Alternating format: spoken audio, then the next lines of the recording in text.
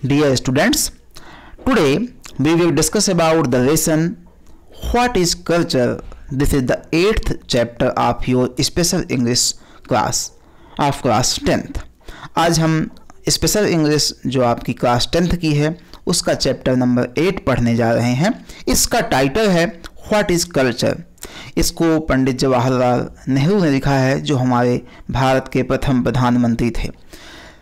चूँकि चैप्टर बड़ा है इसको हमने 2 हिस्सों में बांटा है। इसका पहला हिस्सा हम इस वीडियो में देख रहे हैं, समझ रहे हैं। इसके सेकंड पार्ट का जो वीडियो है आप इस वीडियो के डिस्क्रिप्शन सेक्शन से देख सकते हैं। तो चलिए शुरू करते हैं। There is a great deal of confusion in my mind. ये आपका टेक्स्ट यहाँ से चैप्टर चालू हो गया। There is a great deal of confusion in my mind and I shall state quite frankly what is it. कहते हैं कि there is a great deal of. A great deal of means होता है बहुत ज़्यादा। तो मेरे दिमाग में एक बहुत बड़ा कन्फ्यूजन है, मेरे मन में एक बहुत बड़ा कन्फ्यूजन है। And I shall state quite frankly what is it. और आज मैं आपको बड़े ही पूरी ही स्पष्टता के साथ इस चीज़ को बताऊंगा। स्टेट मीन्स कहना या बताना भी होता है। व्हाट इज इट कि यह क्या है। All kinds of basic questions crop up. हर तरह के कुछ मूलभूत प्रश्न जो हैं, बेसिक प्रश्न जो हैं वो तैयार हो गए हैं। From what is going on. कहाँ से तैयार हुए हैं? जो ये हमारे आसपास हो रहा है। इन द वर्ल्ड अराउंड अस। संसार में जो हो रहा है, हमारे आसपास जो हो रहा है, उन घटनाओं ने बहुत सारे कुछ बेसिक क्वेश्चंस को जन्म दिया है। Nations, individuals and groups talk of understanding one another. चाहे वो राष्ट्र हो, चाहे वो व्यक्ति हो, चाहे वो समूह हो, इस समय अंडरस्टैंडिंग की बहुत बात करते हैं, समझदारी की बहुत बात करते हैं, एक दूसरों को समझने की बहुत बात करते हैं। वन अनदर, एक दूसरे को। And it seems an obvious thing that people should try to understand one another. और यह स्पष्ट भी प्रतीत होता है, ये आसानी से देखा भी जा सकता है कि लोगों को people should try to understand, लोगों को एक दूसरे को समझने का प्रयास करना चाहिए। And to learn from one another, और एक दूसरे से समझने का भी प्रयास, सीखने का भी प्रयास करना चाहिए। येट, तो भी, when I look through the pages of history, फिर भी जब मैं अपने इतिहास के पन्नों को पलटता हूँ, लुक थ्रू क्लोजली लुकिंग होता है या रीडिंग होता है।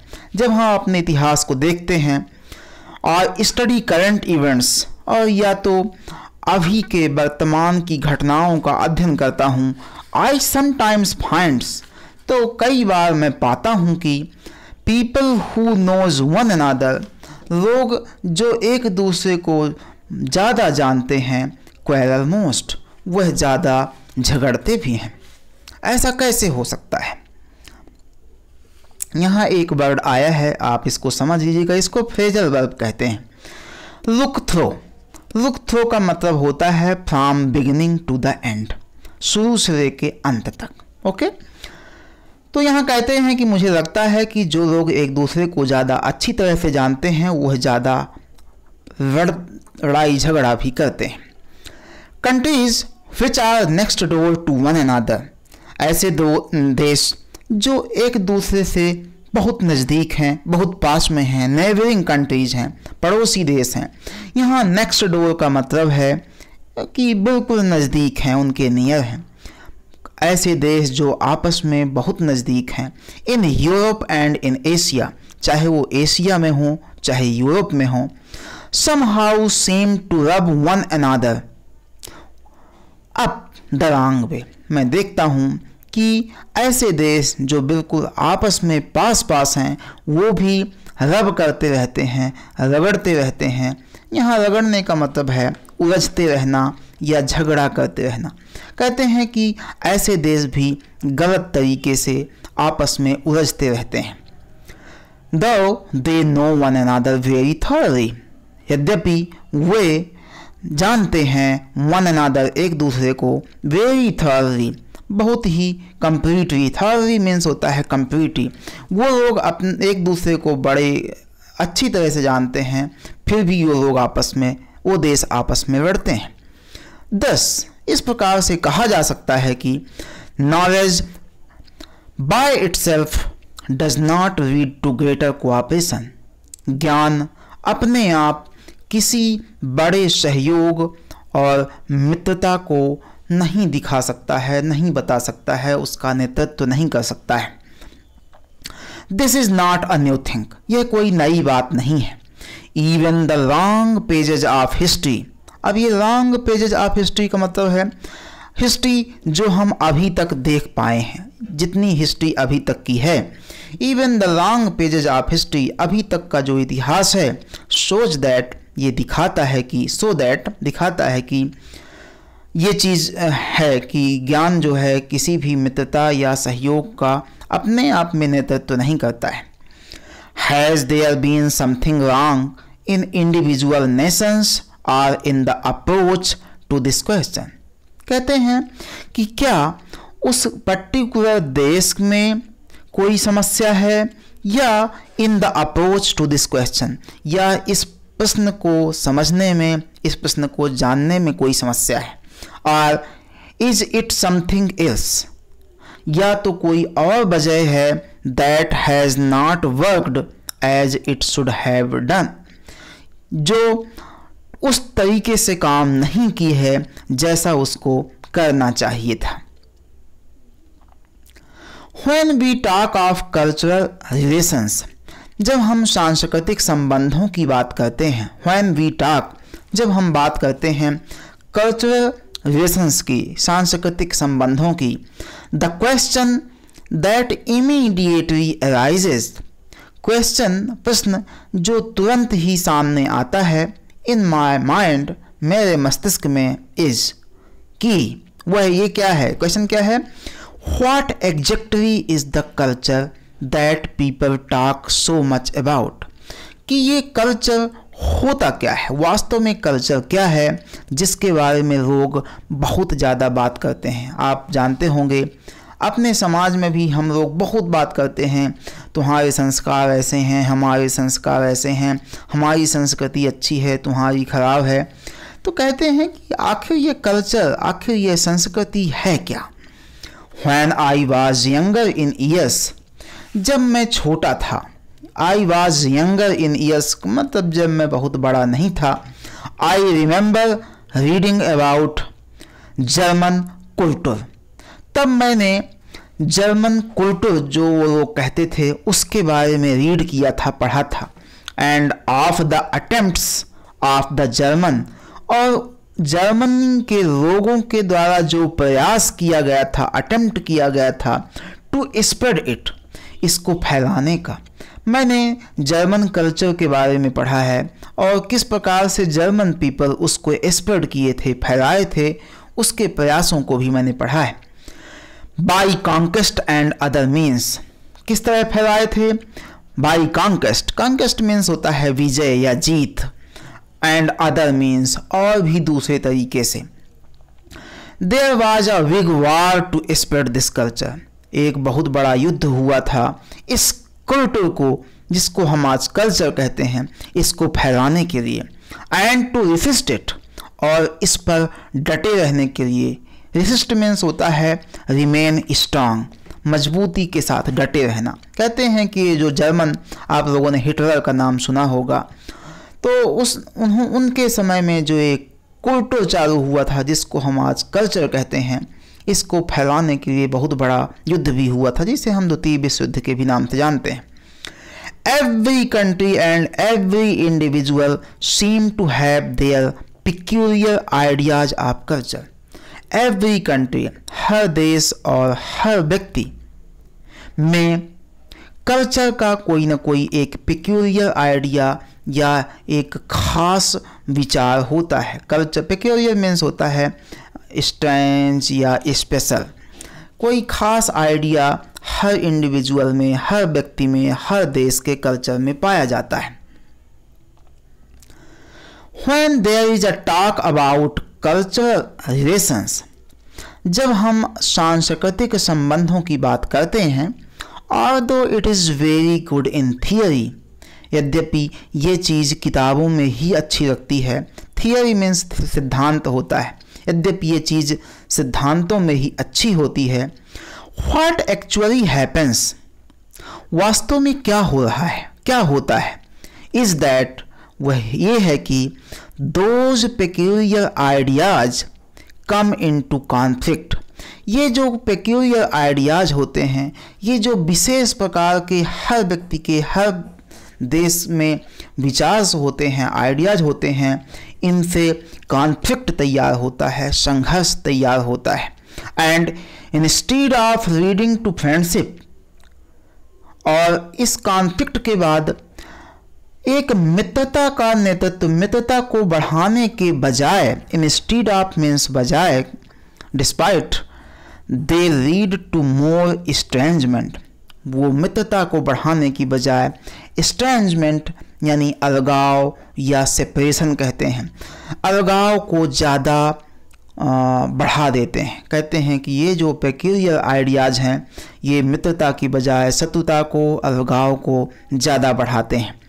It is a basic question, यह एक मेन आधारभूत क्वेश्चन है, व्हाट इज़ कल्चर, कि आखिर ये कल्चर होता क्या है। And I am certainly not competent to give you a definition of it, और कहते हैं पंडित जी कि I am certainly not competent, मैं निश्चित रूप से सक्षम नहीं हूँ। कम्पिटेंट मीन्स होता है सक्षम, एबल, योग्य, समर्थ। कहते हैं कि मैं भी इसकी एक डिफिनीशन यानी परिभाषा देने में सक्षम नहीं हूँ। Because I have not found one, क्योंकि मुझे भी कल्चर की कोई एक परिभाषा नहीं मिली है। वन कैन सी, कोई भी व्यक्ति देख सकता है, each nation and each separate civilisation developing its own culture, कोई भी देख सकता है कि एक देश या कोई एक सिविलाइजेशन या सभ्यता अपना स्वयं का कल्चर डेवलप करती है, उसके संस्कृति में अपने आप ही विकास होता रहता है। And that had its roots in generations hundreds and thousands of years ago, और जिसकी जड़ें जो होती हैं वो सैकड़ों हजारों साल पहले की पीढ़ियों तक होती हैं। मतलब कहने का उनका ये है कि किसी भी समाज में, किसी भी देश में कोई जब संस्कृति या कल्चर तैयार होता है तो वो अनायास ही तैयार नहीं होता, उसकी जड़ें बहुत गहरी होती हैं, बहुत पीछे से शुरू होती हैं, बहुत कई पीढ़ियों का वो जो ज्ञान बुद्धि होती है उससे जाकर कल्चर तैयार होता है। One seize these Nations being intimately molded by the impulse that initially starts a civilization, कोई भी देख सकता है कि इन देशों में अंतरिक्ष रूप से, घनिष्ठ रूप से molded by the impulse that initially started, ये जो संस्कृति है ये शेप लेती है। mold means होता है शेप लेना, आकार लेना। इनिशियली शुरुआत में एक इम्पल्स से, एक आवेग से, एक भावना से, लोगों के अंदर जो एक भावना होती है उससे ये शुरू होता है। एंड स्टार्ट अ सिविलाइजेशन, और एक सभ्यता को जन्म देता है। Going on it's long path, और ये फिर एक लंबे रास्ते पर चल पड़ती है। That conception is affected by other conceptions, कहता है कि इस प्रकार के विचार, कॉन्सेप्ट आप जानते हैं आइडियाज़ होती हैं, अवधारणाएं होती हैं। That conceptions is affected by other conceptions, कहते हैं कि इस प्रकार के विचार दूसरे प्रकार के विचारों से अफेक्ट यानी प्रभावित होते हैं। And one sees action and interaction between these varying conception, और कोई भी व्यक्ति देख सकता है कि जब इन दो कॉन्सेप्शंस में, दो अलग अलग सभ्यताओं के, अवधारणाओं के बीच में प्रभाव होता है तो उनके बीच में एक्शन एंड इंटरेक्शन होता है, मतलब कुछ चीज़ें एक दूसरे को प्रभावित करती हैं और कुछ चीज़ें उन्हीं में घुल मिल जाती हैं। Between these varying conception, varying means होता है डिफरेंट, ये जब दो विभिन्न अलग अलग मतों के बीच में एक्शन एंड इंटरेक्शन होता है तो निश्चित रूप से कोई भी सिविलाइजेशन, कोई भी कल्चर उससे प्रभावित होता है। There I suppose, suppose means होता है मानना, आई सपोज मेरा मानना है, no culture in the world which is absolutely pristine, संसार में ऐसा कोई कल्चर नहीं है जो कि पूरी तरह से प्रिस्टीन हो। प्रिस्टीन मीन्स होता है एक्चुअल स्टेट में, pure, without affected and without broken, मतलब जैसा था वैसा रहा हो। एक कल्चर, एक भी कल्चर संसार में ऐसा नहीं है जो अपने आप में पूर्ण रूप में हो, जैसा था वैसा ही हो, प्योर हो, शुद्ध हो एंड अनअफेक्टेड हो, और उस पर किसी दूसरे कल्चर का प्रभाव न पड़ा हो by any other culture. It simply can not be, और ऐसा हो भी नहीं सकता है। Just as nobody can say that he belongs 100% to a particular racial types, ये उसी प्रकार सही है जैसे कि आज कोई भी व्यक्ति ये नहीं कह सकता कि वह 100% किसी एक जाति से ही संबंधित है, किसी जाति विशेष का है। रेस का मतलब यहाँ मनुष्यों की अलग अलग प्रजातियों में हैं, जैसे यूरोपियंस हो गए, एशियंस हो गए, इस प्रकार की। तो कोई भी व्यक्ति ये नहीं कह सकता 100% कि मैं फलानी रेस का हूँ, मैं यूरोपियन हूँ, एशियन हूँ, यहूदी हूँ, क्रिश्चियन हूँ। क्यों? आगे देखिए, because in the course of hundreds and thousands years, इन सैकड़ों हजारों सालों के दौरान, in the course of means in between, in these times, इन समयों में, अनमिस्टेकेबल चेंजेस, अनमिस्टेकेबल मतलब बिना गलती के, जिसको हम जान भी नहीं पाते, एंड मिक्सचर हैव आकर्ड, बिना जाने इस प्रकार का मिश्रण, इस प्रकार का मिक्सचर हमारे जनरेशन्स में, हमारे सिविलाइजेशंस में हो गया है। So culture is bound to get a little mixed up. Bound to means होता है डिस्टाइंड और सर्टेन, मतलब कल्चर जो है वो निश्चित रूप से उसकी नियति होती है to get a little mixed up, कि वह थोड़ा बहुत मिक्स हो जाता है, एक कल्चर दूसरे कल्चर से प्रभावित हो जाता है।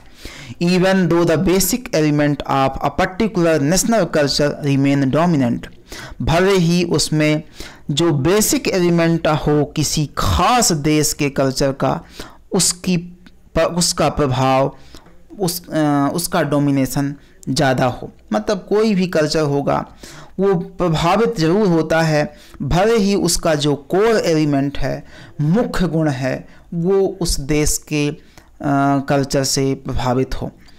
If that kind of things goes on peacefully, यदि इस प्रकार की चीज़ें शांतिपूर्वक चलती रहती हैं, मतलब एक कल्चर दूसरे को प्रभावित करता रहता है शांतिपूर्ण तरीके से, there is no harm in it, तो इसमें कोई नुकसान भी नहीं है। हार्म मीन्स नुकसान।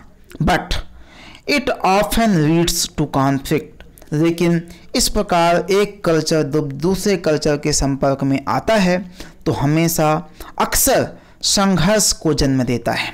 कॉन्फ्लिक्ट यानी संघर्ष, quarrel, context.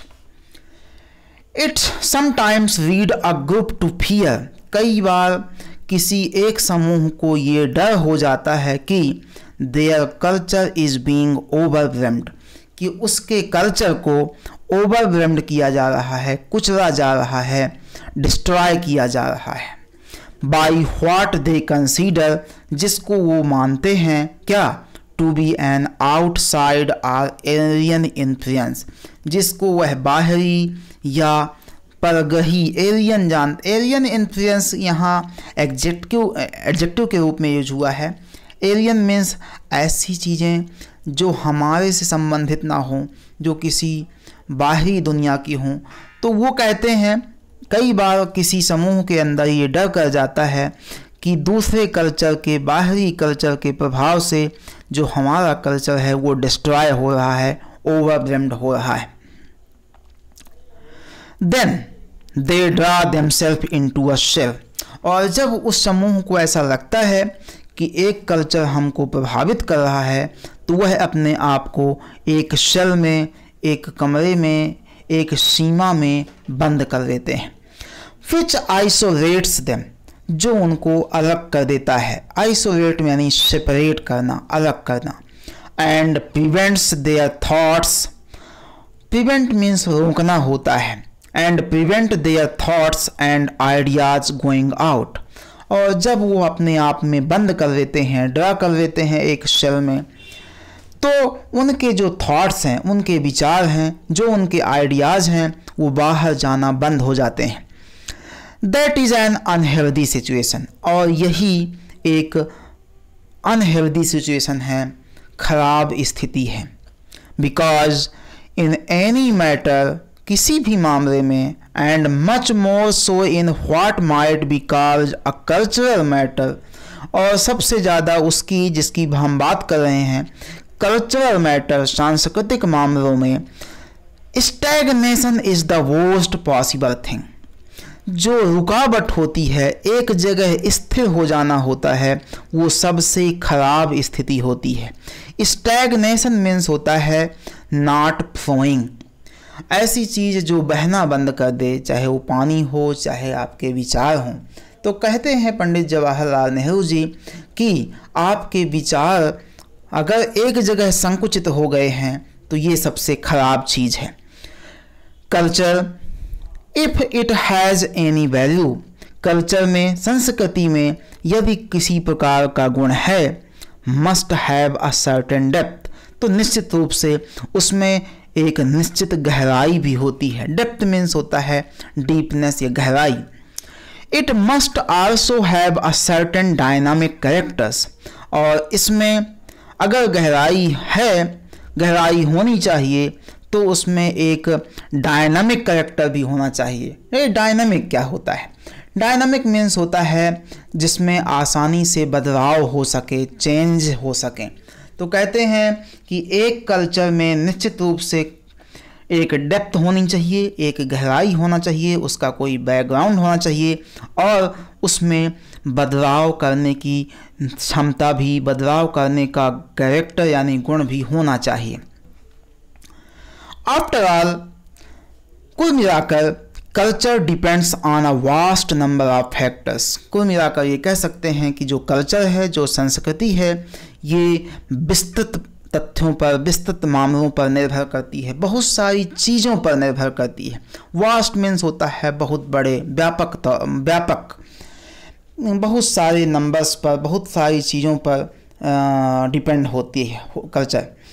If we leave out what might be called the basic mold that was given to it in the early stage of a nation's or people's growth, it is affected by geography, by climate and by all kinds of other factors. ये काफ़ी लंबा sentence है, इसको टुकड़ों में देख लेते हैं।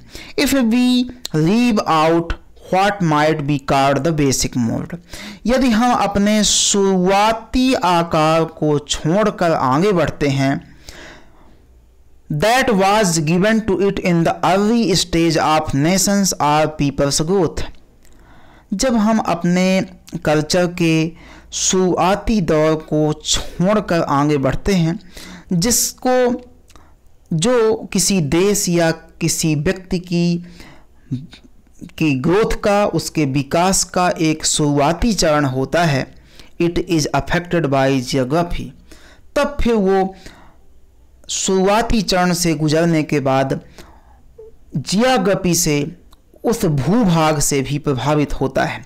जिस जगह पर कल्चर पनपता है उस भूभाग से भी प्रभावित होता है।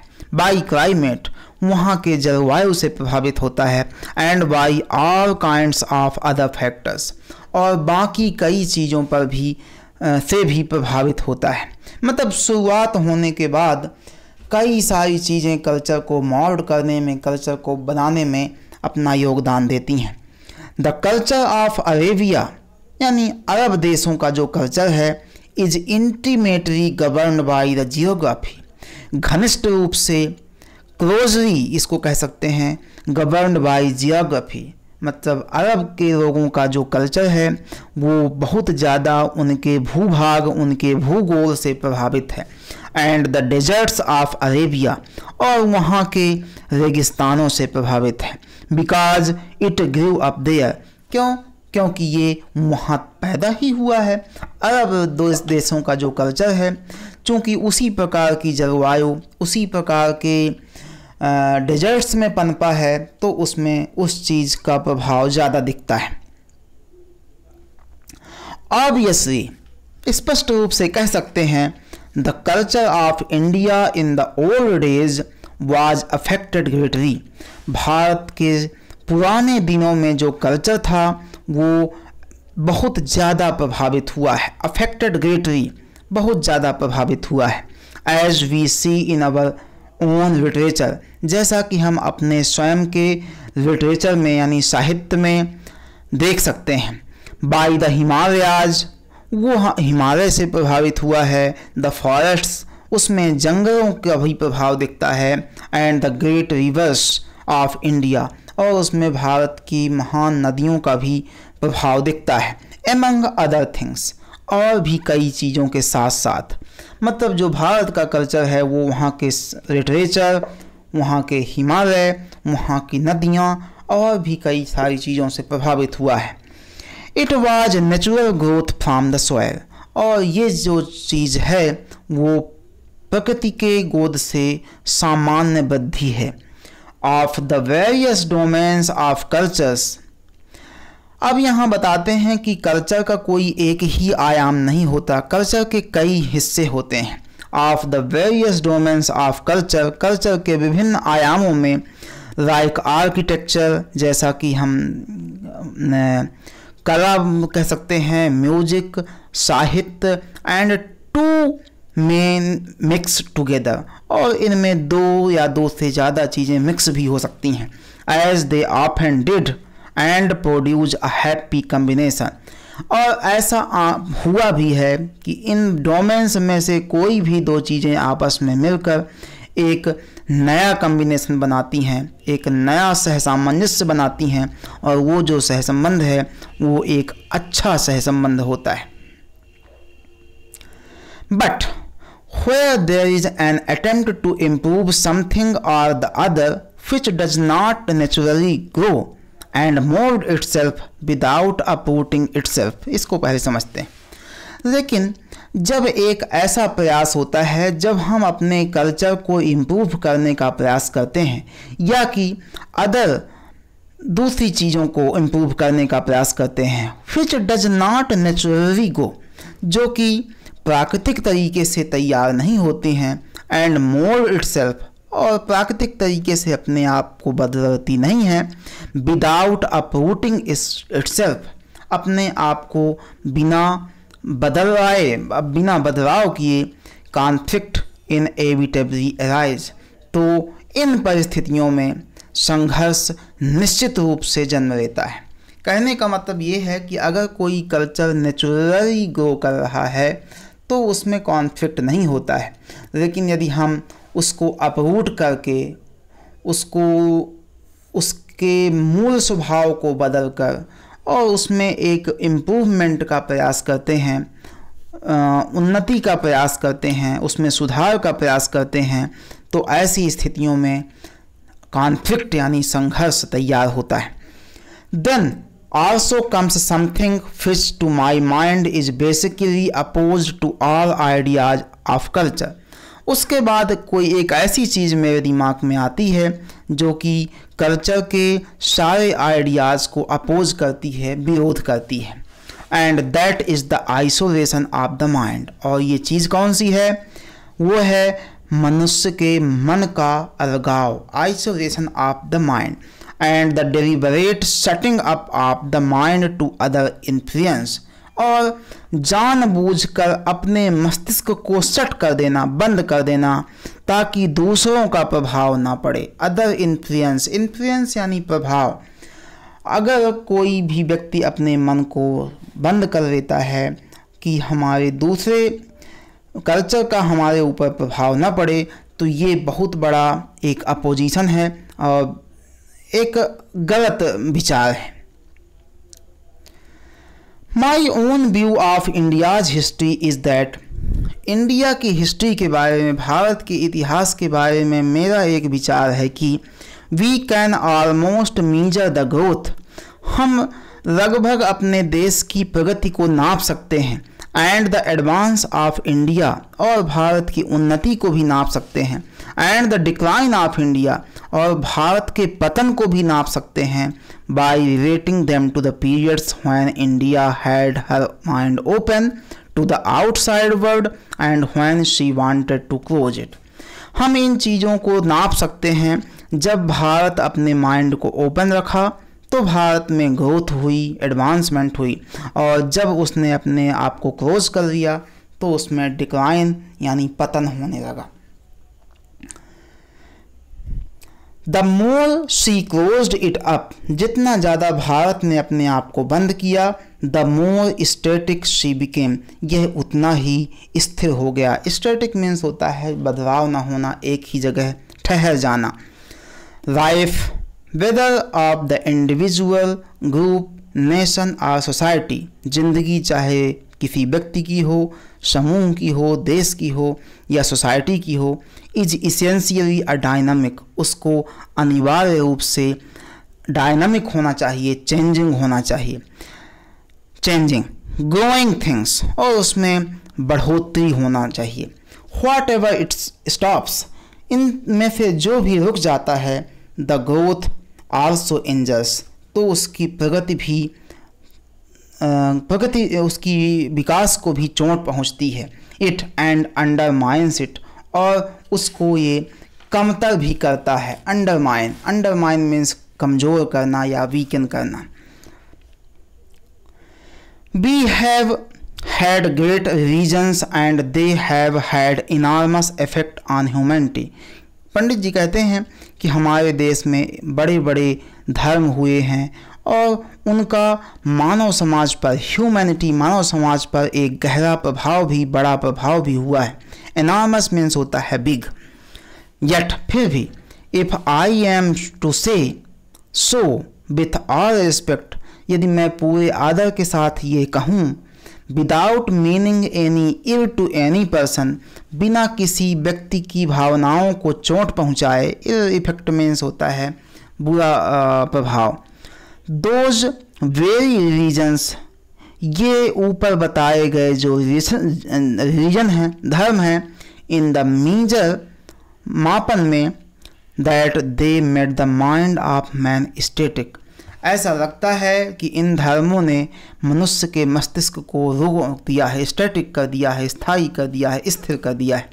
डॉगमेटिक, डॉगमेटिक मीन्स इसको कह सकते हैं नैरो माइंडेड, संकीर्ण विचारधारा का बनाया है।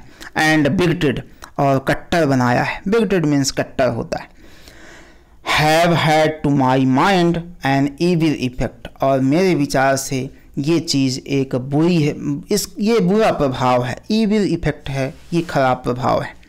The things they said may be good, उन्होंने, उन धर्मों ने जो चीज़ें कही हैं वो अच्छी हो सकती हैं, but when it is claimed that, जब वही दावा करते हैं कि the last word has been said, कि अंतिम सत्य, अंतिम शब्द कह दिया गया है, अब उसके आगे हम इस धर्म के बारे में कुछ नहीं कहा जा सकता, इस संस्कृति के बारे में कुछ नहीं कहा जा सकता, सोसाइटी बिकम्स स्टैटिक, तभी एक सोसाइटी स्टैटिक हो जाती है, स्थिर हो जाती है। कहने का मतलब ये कि अगर कोई धर्म का व्यक्ति कह देता है कि नहीं, मैंने जो कह दिया वही सत्य है, इसके आगे कुछ नहीं, तो इस प्रकार कोई भी सोसाइटी स्टैटिक हो जाती है, रुक जाती है। The individual human beings our race, our nation must necessarily have a certain depth and certain roots somewhere. किसी भी एक इंडिविजुअल ह्यूमन में, एक खास व्यक्ति में या जाति में या नेशन में, राष्ट्र में निश्चित रूप से एक निश्चित गहराई होना चाहिए और उसकी जड़ें होनी चाहिए। जड़ों का मतलब उसका कोई न कोई इतिहास होना चाहिए। They do not count for much, उनको बहुत ज़्यादा महत्व नहीं दिया जाता है unless they have roots in the past, जब उनमें किसी भी प्रकार का कोई पास्ट नहीं होता है, भूत नहीं होता है। Which past is after all the accumulation of generations of experience, और ये जो पास्ट होता है ये और कुछ नहीं बल्कि पीढ़ियों का एक्सपीरियंस होता है, पीढ़ियों का अनुभव होता है जो एक्यूमुलेट होता रहता है, इकट्ठा होता रहता है। And some type of wisdom, और उस बुद्धि का और अनुभव का ये इकट्ठा रूप होता है। It is essential that you have that, ये आवश्यक है कि आपके पास ये सारी चीज़ें होनी चाहिए। कौन सी? Wisdom, experience of the past generation. Otherwise you become just a pale copy of something, अगर ये चीज़ें नहीं हैं तो आप एक पीली पड़ चुकी कापी, पुरानी पड़ चुकी किताब बस मात्र रह जाएंगे। Which has real meaning to you as an individual or a group, जो कि आपकी वास्तविक मीनिंग दिखाएगा एक व्यक्ति के रूप में या समूह के रूप में।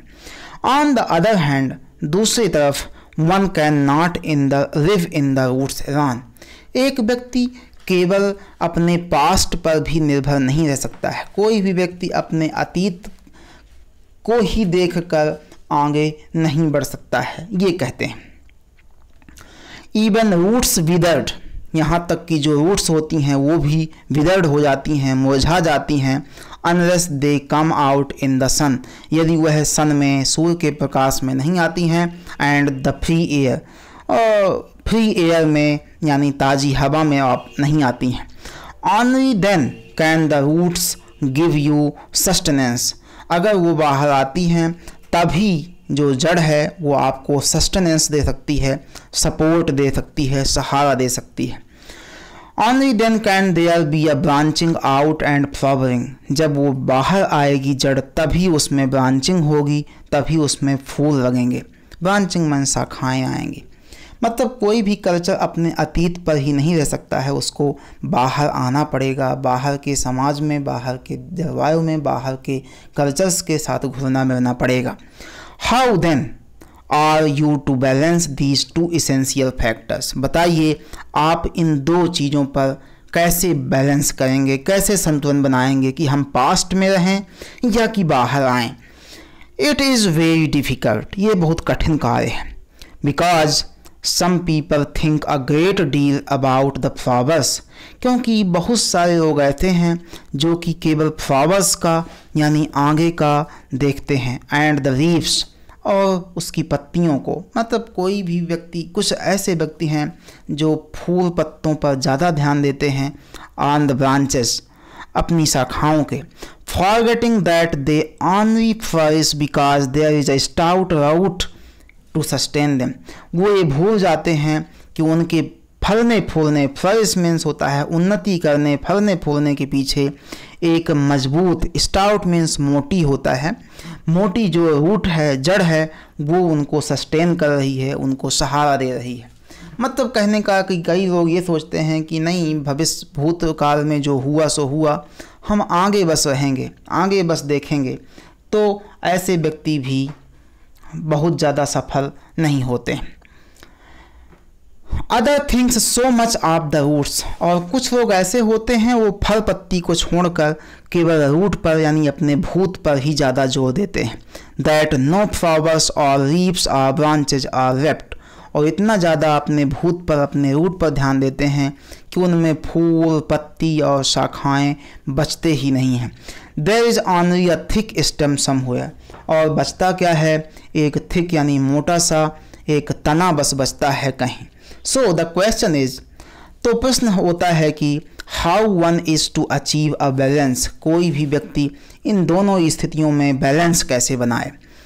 Does culture mean some inner growth in the man, क्या कल्चर का मतलब ये है कि मनुष्य के अंदर आंतरिक विकास कैसे होता है। ऑफ कोर्स, निश्चित रूप से। इट मस्ट, ऐसा होना चाहिए।